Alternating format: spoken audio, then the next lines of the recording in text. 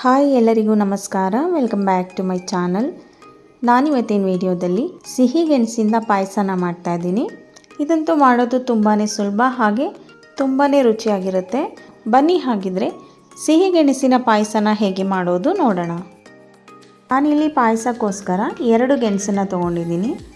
ಇದನ್ನು ಸಿಪ್ಪೆನೆಲ್ಲ ತೆಗೆದು ಒಂದ್ಸಲ ನೀಟಾಗಿ ತೊಳೆದಿಟ್ಕೋತೀನಿ. ನಂತರ ಇದನ್ನು ಕೊಬ್ಬರಿ ತುರಿಯೋ ಮಣ್ಣಿನಲ್ಲಿ ತುರಿದಿಟ್ಕೋತಾ ಇದ್ದೀನಿ. ಹಾಗೆ ಪಾಯಸಕ್ಕೆ ಏನೇನು ಬೇಕಾಗುತ್ತೆ ಅಂತ ಒಂದ್ಸಲ ನೋಡ್ಕೊಳ್ಳೋಣ. 2 ಗೆಣಸನ್ನ ಈ ರೀತಿ ತುರಿದಿಟ್ಕೊಂಡಿದ್ದೀನಿ. ಹಾಗೆ 1/4 ಲೀಟ್ರು ಹಾಲು ತೊಗೊಂಡಿದ್ದೀನಿ. ಇದಕ್ಕೆ ನೀರನ್ನು ಮಿಕ್ಸ್ ಮಾಡ್ಕೋತೀನಿ. ಅರ್ಧ ಕಪ್ಪು ಬೆಲ್ಲ ತೊಗೊಂಡಿದ್ದೀನಿ, ಆರ್ಗ್ಯಾನಿಕ್ ಬೆಲ್ಲ. 1 ಸ್ಪೂನ್ ಏಲಕ್ಕಿ ಪೌಡರು, ಬಾದಾಮಿನ ಉದ್ದುದಾಗಿ ಹೆಚ್ಚಿಟ್ಕೊಂಡಿದ್ದೀನಿ, ಸ್ವಲ್ಪ ಗೋಡಂಬಿ, ಸ್ವಲ್ಪ ದ್ರಾಕ್ಷಿ ಮತ್ತು ದ್ರಾಕ್ಷಿ ಗೋಡಂಬಿನ ಕರಿಯೋದಕ್ಕೆ ತುಪ್ಪ.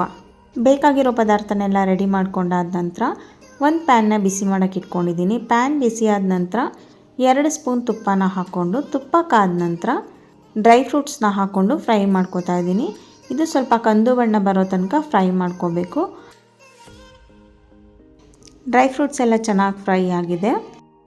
ನೀವಿಲ್ಲಿ ನೋಡ್ತಾ ಇರ್ಬೋದು, ಈ ರೀತಿ ಆಗೋ ತನಕ ಫ್ರೈ ಮಾಡ್ಕೋಬೇಕು. ಮತ್ತು ಈ ಫ್ರೈ ಮಾಡಿರೋ ಡ್ರೈ ಫ್ರೂಟ್ಸ್ ಎಲ್ಲ ಹೊರಗಡೆ ತೆಗೆದು ಇದೇ ಪ್ಯಾನಿಗೆ ತುರಿದಿಟ್ಕೊಂಡಿರೋ ಗೆಣಸನ್ನು ಸೇರಿಸ್ಕೊತಾ ಇದ್ದೀನಿ. ಗೆಣಸನ್ನು ಹಾಕಿದ ಮೇಲೇನೂ ಅಷ್ಟೇ ಸಣ್ಣ ಉರಿನಲ್ಲೇ 1-2 ನಿಮಿಷ ಫ್ರೈ ಮಾಡ್ಕೋಬೇಕು. ಇದು ಗೋಲ್ಡ್ ಕಲರ್ ಆಗುತ್ತೆ, ಅಲ್ಲಿ ತನಕ ಫ್ರೈ ಮಾಡ್ಕೊಳ್ಳಿ. ಇವಾಗ ಸಣ್ಣ ಉರಿನಲ್ಲೇ 2 ನಿಮಿಷ ಗೆಣಸನ್ನು ಫ್ರೈ ಮಾಡ್ಕೊಂಡಿದ್ದೀನಿ. ಹಾಗೆ ಇದು ನೀವು ನೋಡ್ತಿರ್ಬೋದು ಗೋಲ್ಡ್ ಕಲರ್ ಆಗಿದೆ. ನಂತರ ಇದಕ್ಕೆ 1/4 ಲೀಟ್ರು ಹಾಲು ಸೇರಿಸ್ಕೊಂಡಿದ್ದೀನಿ, 1/4 ಲೀಟ್ರ್ ನೀರು ಸೇರಿಸ್ಕೊಂಡಿದ್ದೀನಿ. ನೀವು ಗಟ್ಟಿ ಬೇಕು ಅಂತ ಅಂದರೆ ನೀರು ಸ್ವಲ್ಪನೇ ಸೇರಿಸ್ಕೊಳ್ಳಿ. ಎರಡನ್ನೂ ಹಾಕಿ ಮಿಕ್ಸ್ ಮಾಡ್ಕೋತಾ ಇದ್ದೀನಿ. ಬೆಲ್ಲದ ಬದಲು ಸಕ್ಕರೆನ ಹಾಕೋತೀವಿ ಅಂದರೆ ಈ ಟೈಮ್ನಲ್ಲೇ ಸಕ್ಕರೆನ ಹಾಕ್ಕೋಬೇಕು.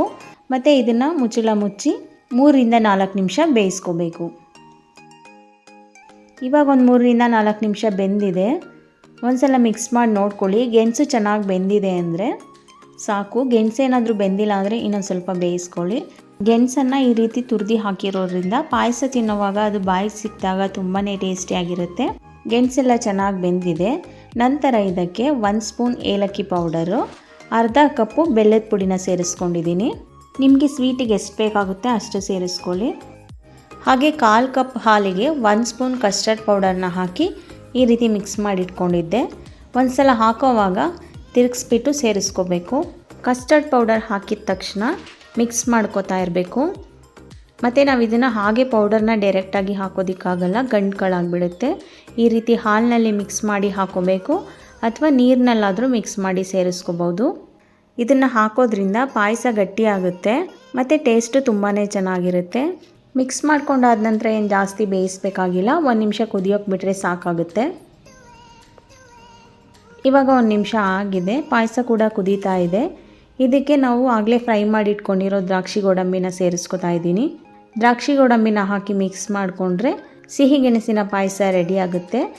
ಯಾರೆಲ್ಲ ವಿಡಿಯೋನ ನೋಡ್ತಾ ಇದ್ದೀರಾ, ನಿಮಗೆ ಈ ರೆಸಿಪಿ ಇಷ್ಟ ಆಗಿದ್ದರೆ ಪ್ಲೀಸ್ ಒಂದು ಲೈಕ್ ಕೊಡಿ, ಹಾಗೆ ಒಂದು ಕಮೆಂಟ್ ಮಾಡಿ ಮತ್ತು ನಿಮ್ಮ ಫ್ಯಾಮಿಲಿ ಫ್ರೆಂಡ್ಸಿಗೆಲ್ಲ ಶೇರ್ ಮಾಡಿ. ಹಾಗೆ ನೀವಿನ್ನೂ ನನ್ನ ಚಾನಲ್ಗೆ ಸಬ್ಸ್ಕ್ರೈಬ್ ಆಗಿಲ್ಲ ಅಂದರೆ ದಯವಿಟ್ಟು ಸಬ್ಸ್ಕ್ರೈಬ್ ಮಾಡ್ಕೊಳ್ಳಿ. ನಮ್ಮ ಚಾನಲ್ಗೆ ಸಪೋರ್ಟ್ ಮಾಡಿ. Thank you.